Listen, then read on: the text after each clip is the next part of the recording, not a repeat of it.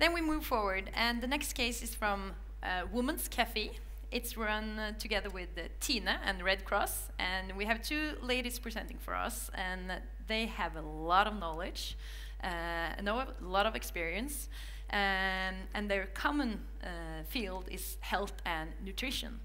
And I would like to welcome Katrine Wahl from Tine, and Selma No, I tried to learn this before. I even asked you. I'll try again. Mehmedovic. Was that better? Yes. Welcome. Thank you.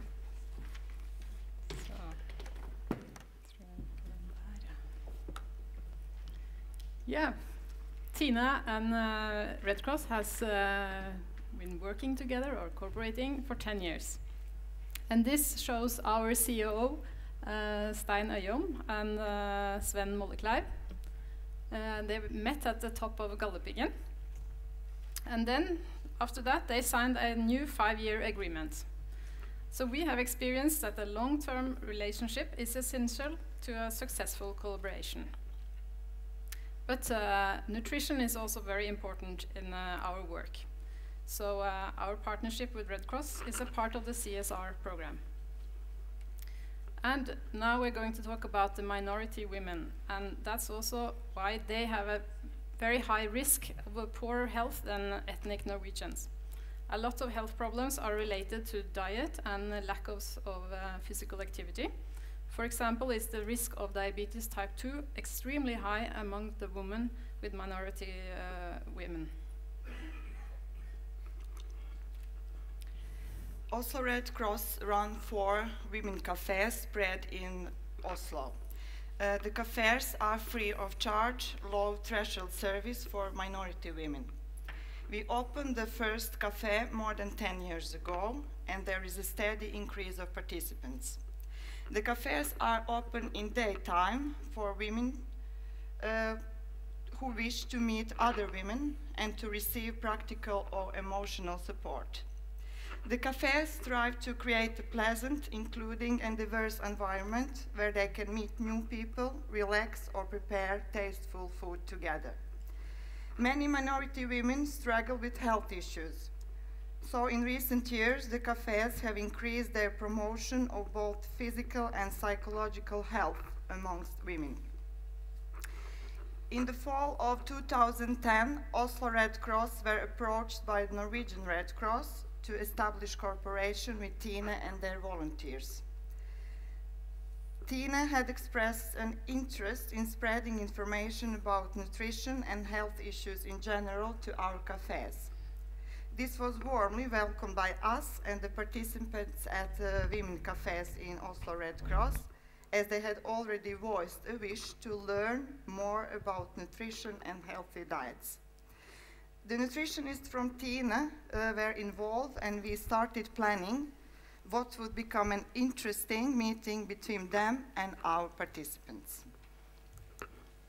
Tine has a very large nutrition department, and Red Cross has established a lot of meeting places for minority groups. So then we realized that Red Cross and Tine together could create a very important arena for health communication. And Tine also gives its employees the possibility to do work for Red Cross during the working time. So it has been very important for us to could combine the work and our involvement in this women's cafe. And in the beginning, we were a bit anxious because we thought, how do we approach these women? Normally, we don't meet with minority women. But later, one of my colleagues said, I had to change my approach or my view from being a nutrition expert to just be myself and talk women to women. We were initially worried that Tine would use our cafes to market their own products, as this is in discord with the Red Cross principles that we follow. We brought out concerns up during a meeting with Tine, so this was cleared before the visits. We agreed to use only the healthiest products without regard to their origin. The main motive for cooking together at the cafes is to learn about different food traditions and to increase our understanding of the cultures that meet in cafes. We often find that the women ask for the recipes of the food we make, and so do the volunteers. This shows how food is much, much more than just fuel for our bodies. And one of the main topics, as you may understand, is vitamin D, because it's very important because we have so little sun in Norway, and dark skin produces less vitamin D. So one thing that surprised me very positively was that the women, almost 100% of them, they love mackerel in tomato sauce, which is full of vitamin D. And we started out with very high ambitions, and we had lots of ideas, and we soon realized that the most important is actually to get to know the women and make them confident. For us, it was very fruitful just to sit down and listen to them. And nowhere else have Tine met this kind of group of minority women. And we know that they play a very important role in bringing up children and also give good health behavior to the children and family. In spring and autumn of 2011, volunteers from Tine visited all 4 women's cafes and lectured on their importance of vitamin D. The Red Cross volunteers helped out, and together they made sashimi from high-quality Selma salmon, a lunch rich in vitamin D. This is not common food at our cafes. We usually use less expensive ingredients, but Tine gave us the chance to offer a special dining experience to women, and it ended up being a fun and meaningful experience for everyone. At the cafes, conversation is used as a tool for focusing on equality and mutual exchange of knowledge among the women and the volunteers. We have learned from experience that to get message across, we need to establish a relationship to women and meet them on the equal basis. Therefore, we asked the volunteers from Tine to spend time at the cafes, getting to know the women, before they started teaching and having conversation about nutrition. This worked out very well, and by involving the women and building the great knowledge of food that they already have, we ended up with a positive result. Yes, because food and raising children in a healthy way is in common for everybody. So that's also why we sit down and eat with the women. And we exchange a lot of experience and knowledge. And for example, we realized how important culture can be for food and drink choices for some of the groups. Because a woman, she explained that they have to serve Coke to their guests. If not, the guests would not come back to their home. She said, it's a big problem because I know that my friends and family, they shouldn't drink so much Coke, but I have to. So we hope that our discussion and slowly that the behavior will change. And we also talked about how to find healthy products in the shops. It's very important to learn how to look for the healthy products. And to understand the topics, we used lots of photos. And we even made a poster that you can see here. We took all the photos that could show this health behavior, how to behave in a healthy way. And as you see, green for good and red for not so good. And that works. Everybody understands it. It was important for us that women remained confident that they are the experts in their own life, and that Tine's lectures added information and increased their knowledge. They are already good at cooking. Through this valuable conversation and about food and nutrition, we do not only reach out to the women at the cafes, but also to their kids, to extended families, and maybe even to future generations. And we experienced that they very quickly got confident and enjoyed talking about food and health. And of course, it also was because they already had established the arena, so we just came into a safe environment for them. And one example that I liked a lot was a woman who came to us and said, can I make homemade yogurt for you? Because we talked, they knew that Tine was making yogurt. So she wanted to serve her yogurt to me.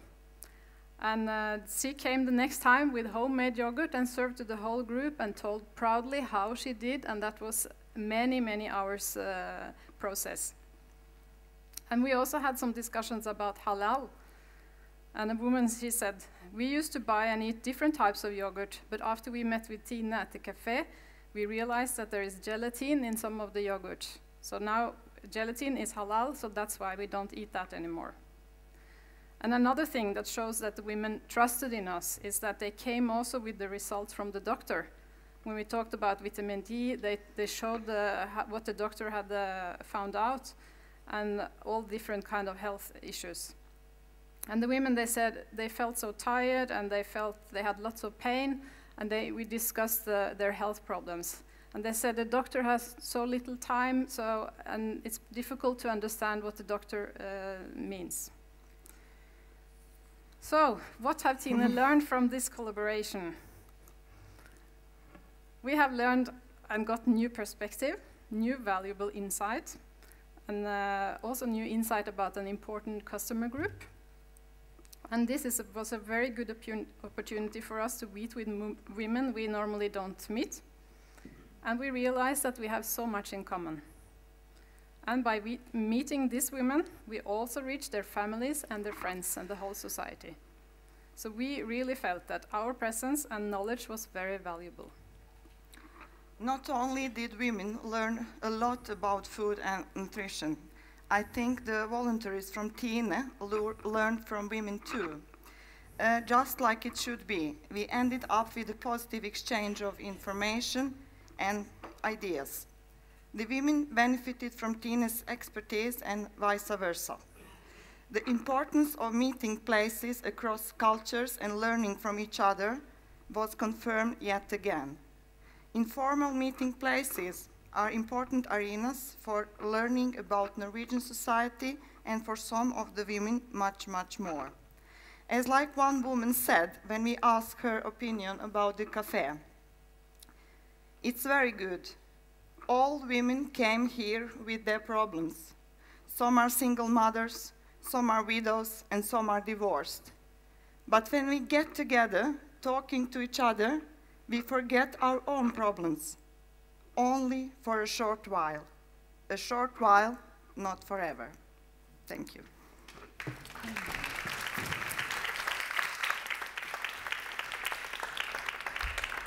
Thank you very much. This was really an impressive case that you presented for us, and yeah, you can all have this when you leave here.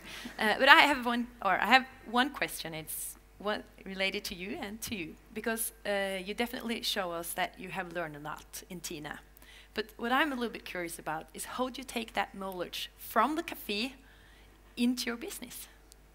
Yeah, for example, one very good example is that we removed gelatin from the yogurt. Yeah. We had some yogurt with gelatin, and now we think, why can we find other substitutes to gelatin? So the problem was that it was in the healthiest yogurt we had gelatin, which was very bad. Yeah, but what you learn from the cafes, you bring into the business. Yeah.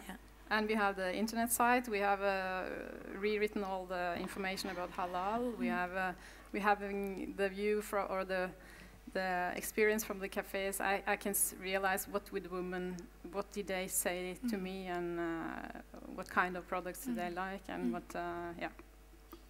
And then it's the same, or the opposite side of it, and the same question for you then, because definitely the women showing up on the cafes, they have a really good experience with it, and you have cafes, a lot of cafes, but still you need much more to reach out to all your people, your target group.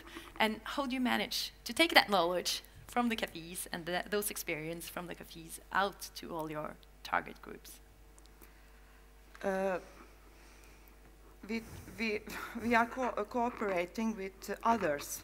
So Tine is not the only one business partner we have in Red Cross and in Oslo Red Cross. But the way we work is to listen to these women and their problems, because we think that they are experts in their own lives.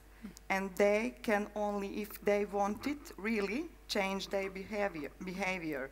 if something is wrong with it. But it's not we who decide, it's women who decide everything. And they are great ambassadors, I guess, those women that visit your cafes today. They really need to be used as ambassadors. Of course, and we hope it's... We open for some questions from you guys, if you have any. You're free to ask them about this cooperation. No? No questions? There's a question. Yes?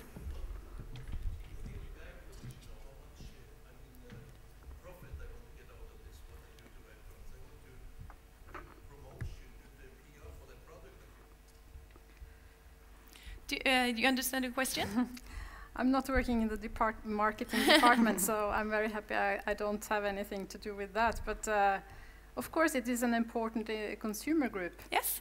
So it's good for us to know what this consumer group want. But that was not the main focus when we started this cooperation. But is it any problems with reaching out with what you actually do, what you learn from this group? No? Yeah? It's local. We started out in Oslo, so that's where we have the nutrition department, is in Oslo office. Yes? Does Tine also do this in refugee schools? Do you have a collaboration with schools when people come to Norway? I know there are some others who are doing that, but it's a good idea. We haven't started. Yeah, I know, but I know it's many have a focus on that, and that's also why we made this. We thought maybe we could distribute it, and yeah, but a lot of things to do. We've got time for one more question. I thought it was a hand up here. Okay. Thank you very much, Selma and Anne-Katrine. Very interesting to listen to you. Thank you.